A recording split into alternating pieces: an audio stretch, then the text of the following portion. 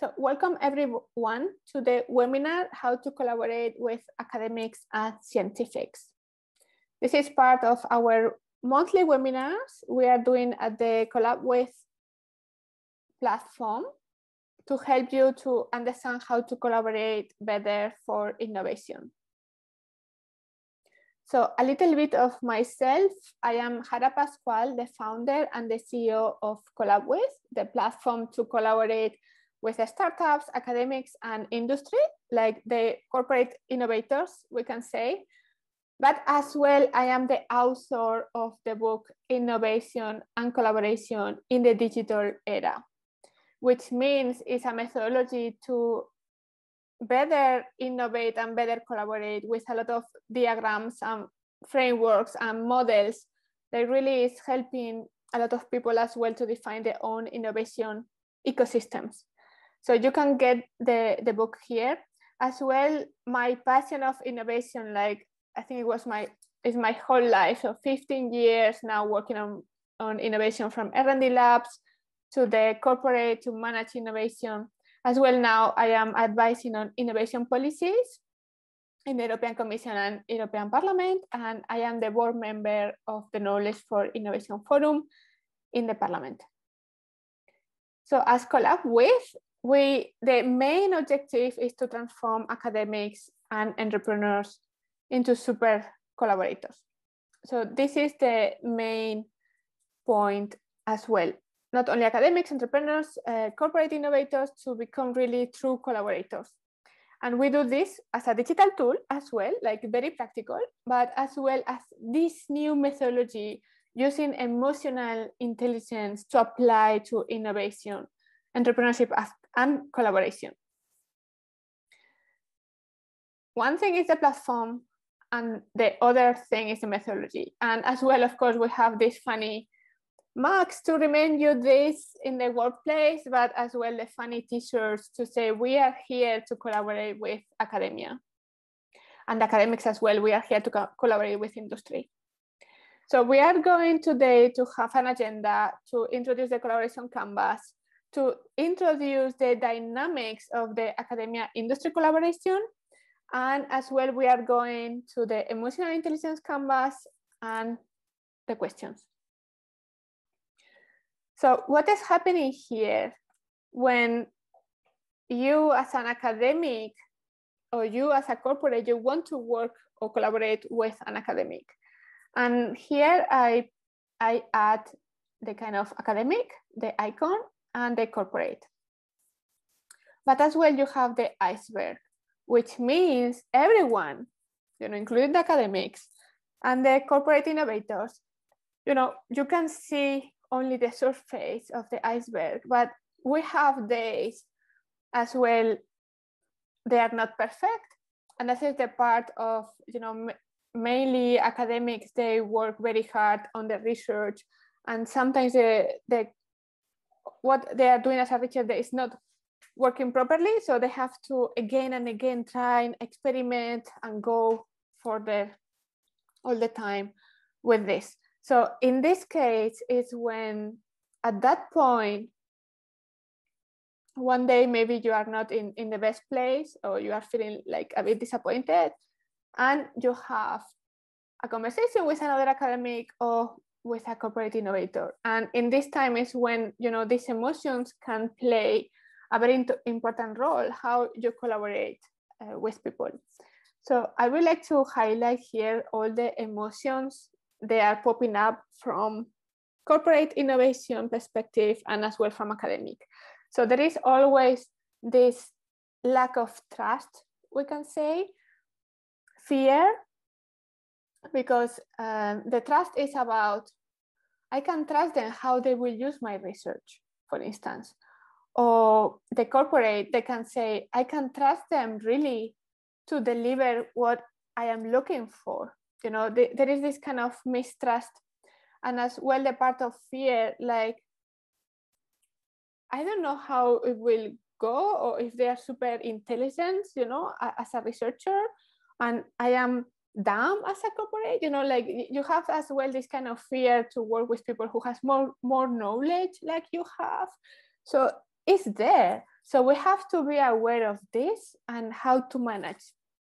And as well, the self-confidence, there is this part of it, very similar to the fear, this part of how much I value myself, as I am okay to work with academics, sometimes it's like, I am ready, I am not ready. And as well, the academics part is like how I can value me to be able to work with corporates, like it's completely different worlds and planets. And there is a lot of misunderstandings, excuses, and going on, of stereotypes. And this is an impact in the way we are making this collaboration. So we are going back to this slide later, but now we are going to the place of how and why we are collaborating, because that's the essence and the baseline of everything. So this is the question. So I will remove this to the video, but what is your experience here? Now, collaboration. In this case, we have to be open-minded with whom we collaborate.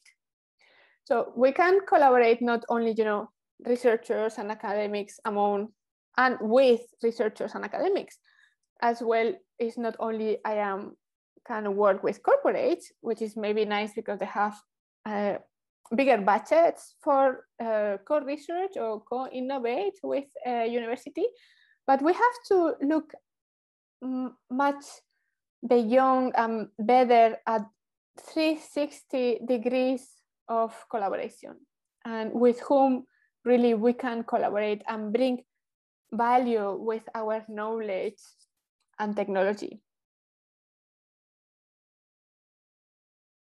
So now, again, the question for you to reflect is, with whom would you like to collaborate?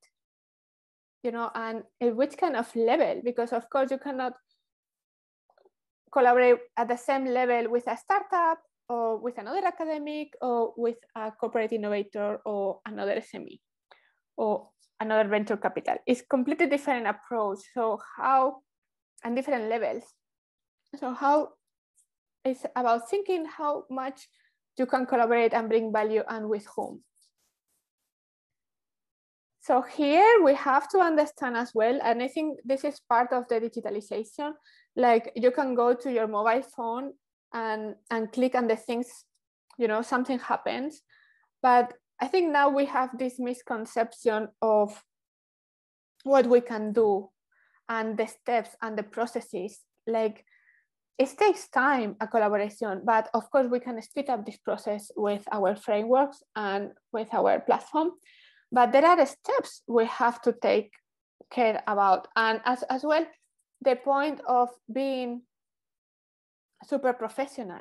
So we are talking about collaboration with academics and researchers. We are talking about collaboration with corporate innovators and with startups, people who are professional and people who have to follow processes as well internally in any kind of organization. So here is the point to understand what is happening, to understand the step-by-step process. So I cluster here as a network, collaborate, innovate. So in this case, you have the network phase is when, okay, once you know what you are looking for, what is your need for the collaboration, you start searching. You have to network to meet people you need to work with, to match your needs. Then you find them, you connect with them, and you send a request of collaboration. This is the part of networking. And this is very important because it's finding people. So that's why we have here our platform like Can Help You. Then is the collaboration. How you kick off the collaboration is sending this request of collaboration. Then if you are using our platform or our collaboration canvas, it's much easier to say, we have to discuss all these points. So not to miss any kind of points. because that will delay the whole negotiation and communication, and could be at the end, like, you know, creating more conflict that like you don't want to have this. And if you can avoid some of the healthy conflicts, that could be better. So in this case, you have to negotiate what the other person needs to make super clear what you will go and what you are going to do together. Then is the accept. You accept what you are going to do together. And then, because you are super professional, you have to sign a contract. So first could be an NDA, so a non-disclosure agreement, like everything is confidential. Could be as well a letter of intent, in this case. Could be as well the part of memorandum of understanding, or if you are already far away, you can sign a collaboration agreement. It's very important to have a contract here because we are talking about innovation and research. And I know people are in some cases, like 50% of them, they say, no, I don't care about legal. So not having any kind of legal contract means being not professional. So as well in the collaboration canvas, you have always a box for discussing legal and how compatible you are for legal issues. And then the other is the finance and administration. So if there is a voluntary activity or is paid, has to be there discussed. And what is the process? Because every organization manages the payments in a completely different way. So you have to be aware, like, to discuss these points, because it's to make the collaboration happen faster as possible. And then you start with the communication and to start working together. So that's why we designed the emotional intelligence canvas. Like everyone can, in this sense, have a framework to work together, you know, and how to manage conflict and how to motivate people and how to reduce frustration. So this is the part of innovation, because this is when you have this mindset to innovate and to do the things in a completely different way. So now my question for you is, in which phase do you have more issues with? So now we are going to the collaboration canvas. Like this framework, you can, so the platform is based on this, but as well, this framework you can print out and use digitally as well when you are discussing a collaboration. So to say, okay, to drive the conversation, and as well to say, okay, we have to discuss all of these points. So we start. No, and it's very good as well as a best practices to think about this before. So always the mindset is to work together. Always the mindset is to work together to make the product better, or the service, or the society, of the planet, or the process. Always is like together, we are here. So here is the collaboration canvas. And the collaboration canvas is like a framework, a model you can use anytime to discuss a collaboration and to negotiate. In the sense, like, you know, when researchers, they like to talk about their research and research results, they are focusing the conversation in every meeting only into, you can say, the concept. But this is one point. If we want to get further in all the negotiations and discussions and to make the collaboration happen, we have to talk about other points. So not only the concept and how super cool is the technology or the invention or this solution, but as well about the partners. Do we need more people here? You know, do we need more organizations taking care of this project? As well, talking about resources.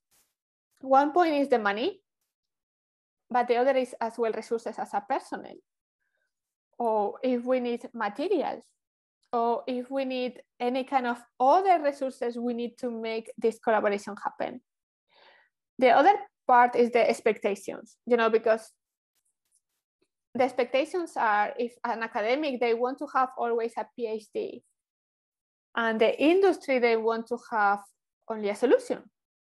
So here could be a lot of conflict around, and it's very easy to say, okay, with your money, or I will pay a PhD position, but we deliver what you need, only for your information. And this is super important, because the corporate innovators, they need to hear, like, you bring a solution for them. Doesn't matter how you do this, but you bring a solution with them. And as well, it's very, very important to say how you are using my money. So to pay a PhD, that's the impact as well. And as resources, it's very important to discuss, well, at university level, we have labs, we have a lot of students to work with, we have other professors, other departments. So it's very important to highlight all this value, like other type of organization, they don't have. So this is very important. And as well, the part of money. Sometimes there is this fear of talking about money in research, because it's how you talk about this, what is the value, there is this misconception of commercialization, innovation is against research.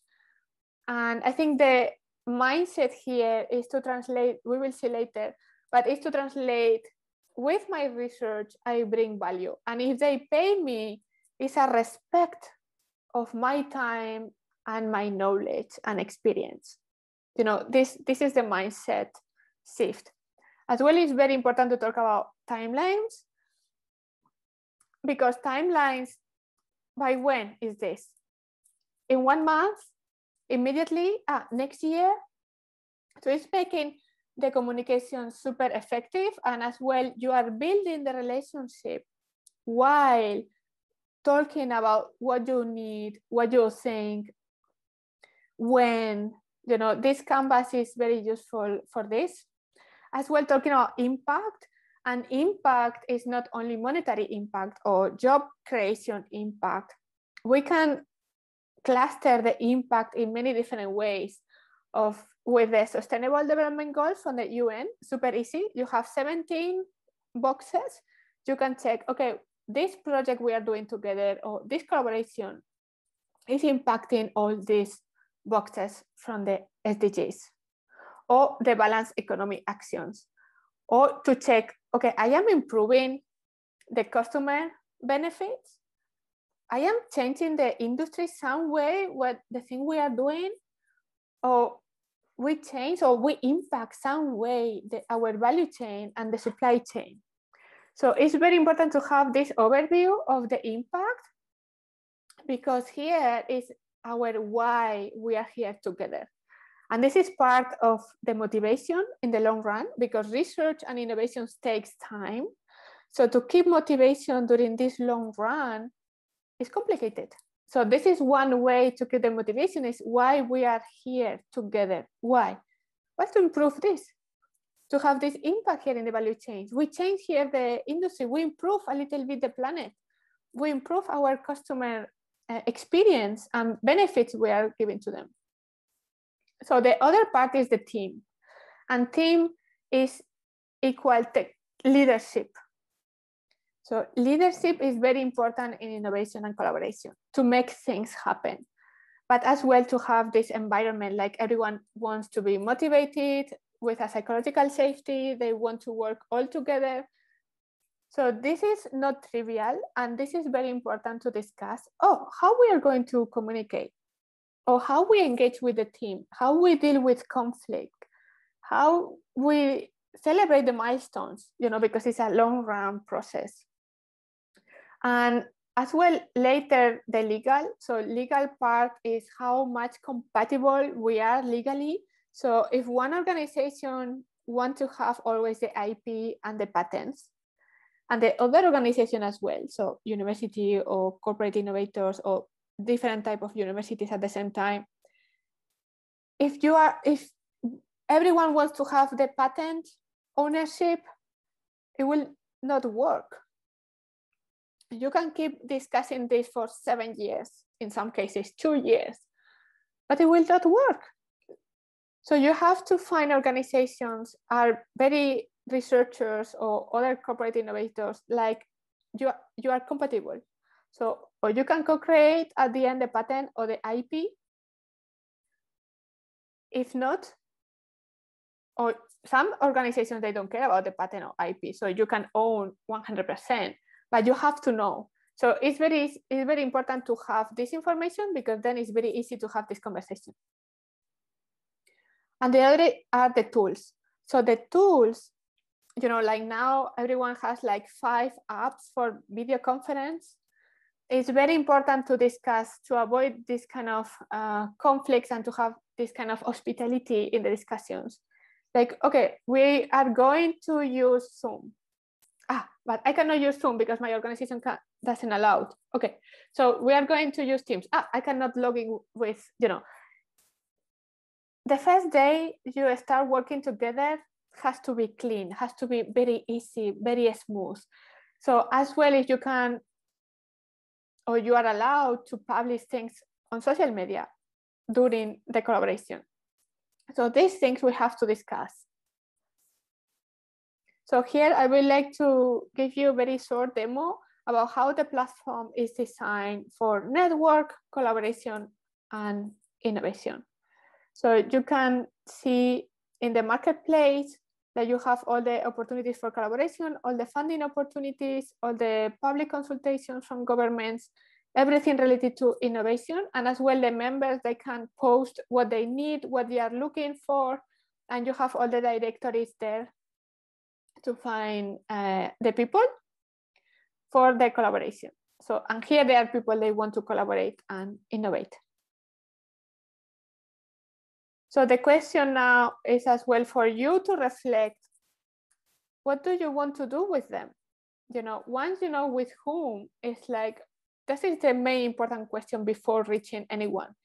It's like very unproductive to have, okay, let's see and discuss how we collaborate. You have at least to have something, an idea in mind, because you have to understand your needs, why you want to collaborate, because, you know, it's much more productive.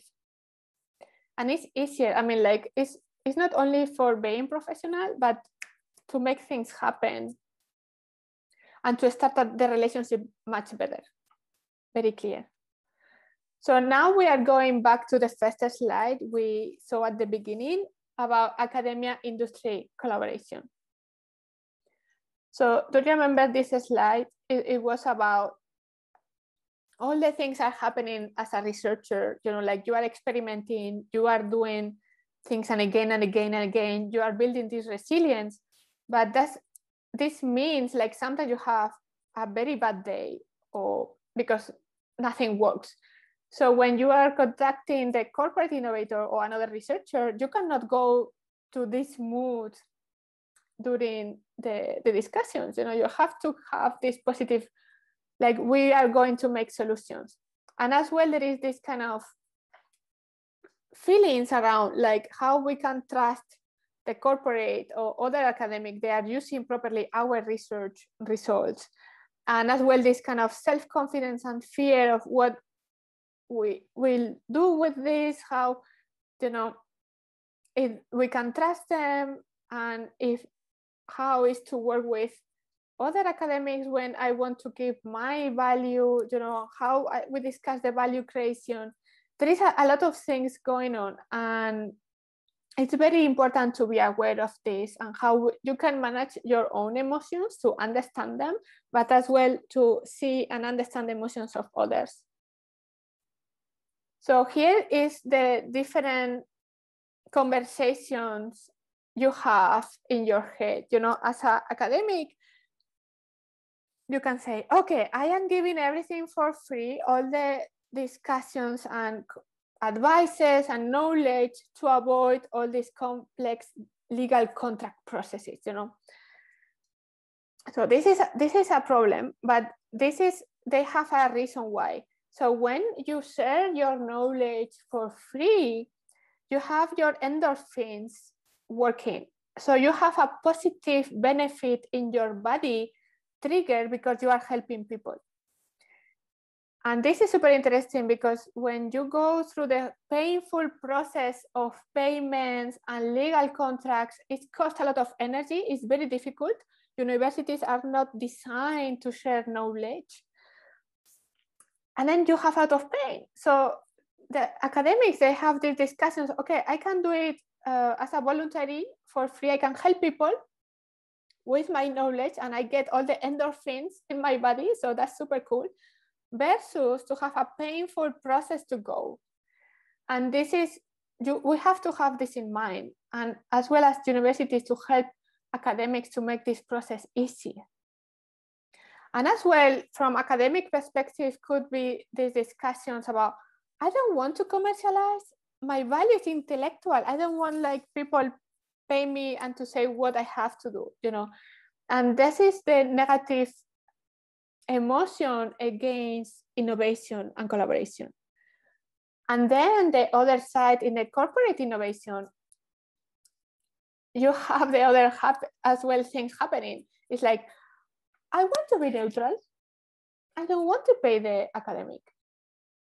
Well, this is very unprofessional and unrespectful, but this is what is happening in the mind of a corporate innovator. Or as well, they have in mind, I prefer to work with McKinsey, you know, to keep my face, not to lose my face. Why this is happening? Because a corporate environment, or depending on other organizations, they have this mindset of working with universities sometimes is risky, you know, and then it's my decision. So if something happens, it's my responsibility as an innovation manager or R&D manager. In opposite, like if you work with McKinsey, it's McKinsey, you know. If they fuck up, sorry, it's the responsibility of McKinsey. It's not my responsibility to lose my face. So this is as well what is happening there. Like academics has to be aware of this as well. And then the other is like, they can think, universities, they're public, isn't it? So it's free knowledge, it's free, it's open for everyone. So this is the part of, well, they have this mindset. So how you have to know as an academic and researcher, as scientific, you have to know like this person from corporate or SMEs, they can have this mindset. So you have to be aware and prepare for this. So, but what is the mindset we have to have? And we have to translate and be aware of how to change this, you know. First, as an academic, the mindset is, I want to make impact with my research and knowledge. I want to help people. The other is, as well together with this mindset, is I respect and value myself. I am professional. I ask for money for my valuable knowledge and solutions. This is the mindset. In the other side of corporates is the mindset to, I am accountable and responsible because I want the best knowledge and solution. It's not only to lose my face or to keep my face. It's about, I am responsible to make this happen in the best way possible, and I will make it there. And the other as well, the other mindset from corporate environment is, I respect the value and the knowledge of others, in this case, academics and scientifics, because I am professional. As a corporate innovator, I will pay for this knowledge and these innovative solutions. This is the mindset. So how to translate this untrust, fear, problems of self-confidence is to translate them in a positive side, and emotions is impact, value, professional, and respect. Because we want to work together to make the product, service, society, process, planet better. This is why we collaborate. It's not about money. It's not because, I don't know, whatever reason. It's because we have a need we have to cover to make something better. And this is the mindset. You cannot do it alone. You have to do it always in collaboration. And researchers, academics, professors from universities, scientifics, they have all this knowledge, all of these solutions. It's incredible, and they are good, and we have to work with them to improve and make better everything we are doing.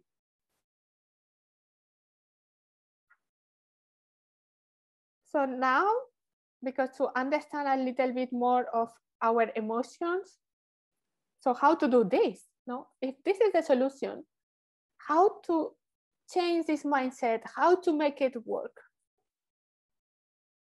And I wanted to share some feedback from some testimonials about emotional intelligence. So that was one of the technical startups we were working with. And is the point of, they sent me an email after, I think, 6 months we did this training. And they said, like, it was incredible how they changed, you can read it, how incredible we changed the mindset of the people. And then we did more deep conversations internally only with the team. And then it changed the whole dynamics, how the team works. So, and this is in a nutshell how emotional intelligence works, like the basic emotions impacting your performance and your way of working and collaborating. So, and this is a sneak peek, you know, if I am preparing really a training of 8 weeks only of how emotions, they impact innovation and collaboration and business and entrepreneurship. This will start in January. So if you are interested, send me an email, because we are preparing this as well, certification based on this theory. So here you have this mood quadrant. This is the mood meter from Yale University in US, in New York. We are using this because it's created by the fathers of emotional intelligence in Yale. So the first time we hear about emotional intelligence was there. And we are using them because they are the originals, the fathers, but as well because it's super easy to use and to understand. So you have the basic emotions like anger in red. You have happiness in yellow, and all the emotions related to this happiness, joy. Then you have the blue, which is the sadness, you know, this sadness, you know, critics, something like this. And you have the calm and content is the green. What does it mean? So anger, so all the emotions are super useful, and emotions are information for you. So anger is red, is frustration, is fear, is disappointed. So you cannot make any kind of decisions, you cannot work when you have the anger. So you have to manage this before you are working, discussing something, making business. So anger means no business at all. So first you have to solve this. But in the positive side of the fear and anger and frustration is like, this is a lot of energy. So this energy, you can channel this energy to start something, you know, like, oh, this is not working, you know, as an entrepreneur, why always the greatest things in life was coming with a disappointment part? Because this is a lot of energy. This is a lot of energy you can use to start something. Very useful, any case. So, and then the other is the happiness, you know, and this is one of the super mistakes of innovation. Thinking like innovation is brainstorming, and it's like you have to be super happy flower to have this kind of bootcamp brainstorming, to have all these ideas, and this is innovation. No. In the happiness emotions, joy, excitement, you can be creative, you can have ideas, you can brainstorm, but this is not business. This is nothing about making something happen. This is only creativity and ideation. One part, tiny part of innovation. So the other part is, but you have to know, so if you are doing a brainstorming, you have to be in this mood of happiness and joy and excitement.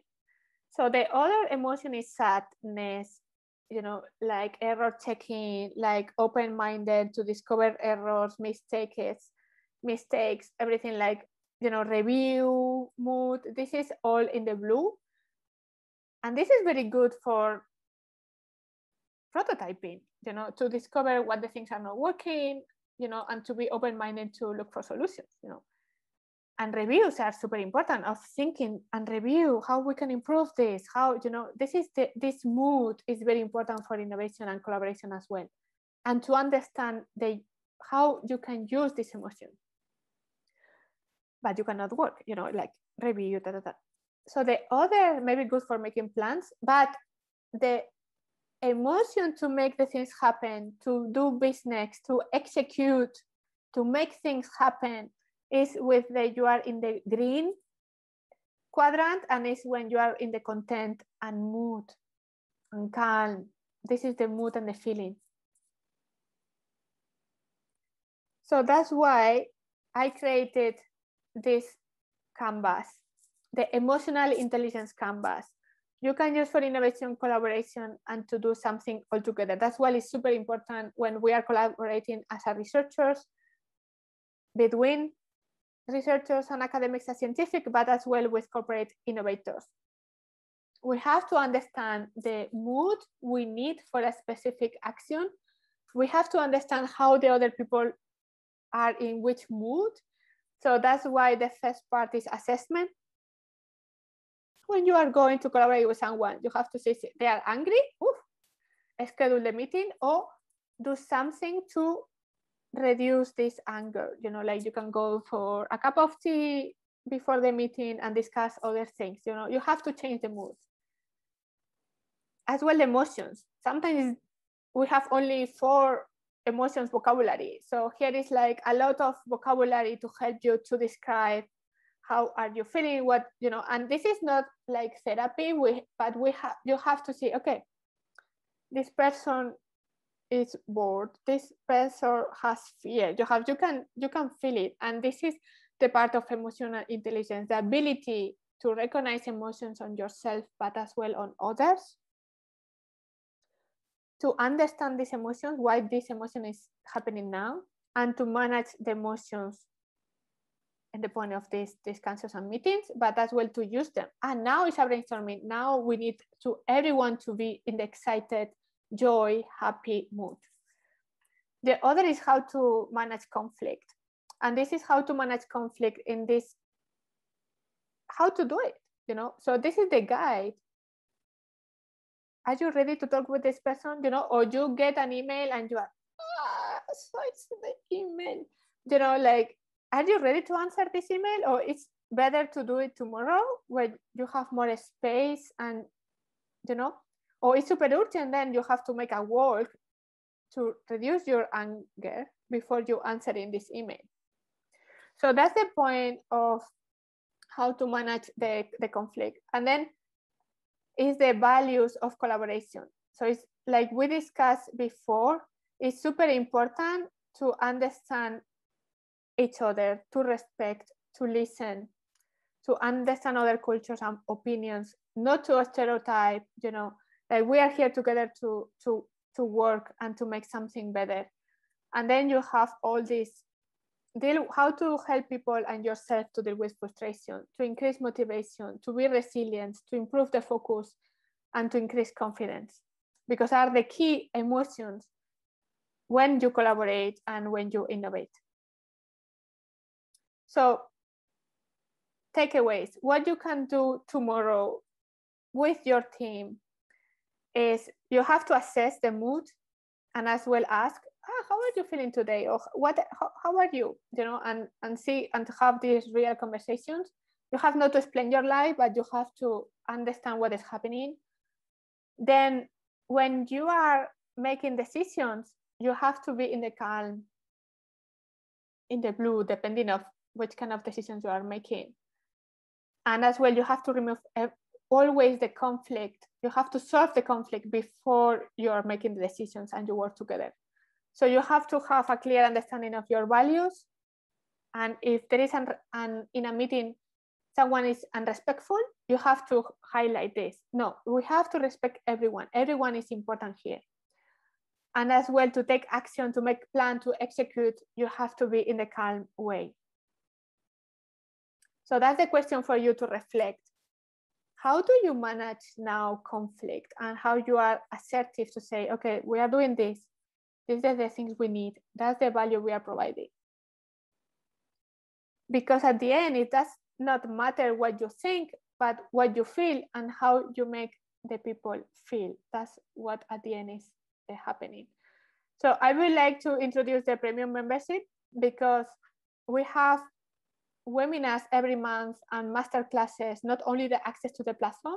Like I said at the beginning, it's very holistic. What we are offering is the access to the digital platform, but we want to work with you to help you to collaborate better, to understand innovation.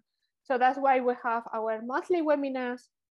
It's included in the membership, the master classes, our Q&A, and we can create a mastermind with academics or tech transfer offices or other professionals related, well, based on your needs.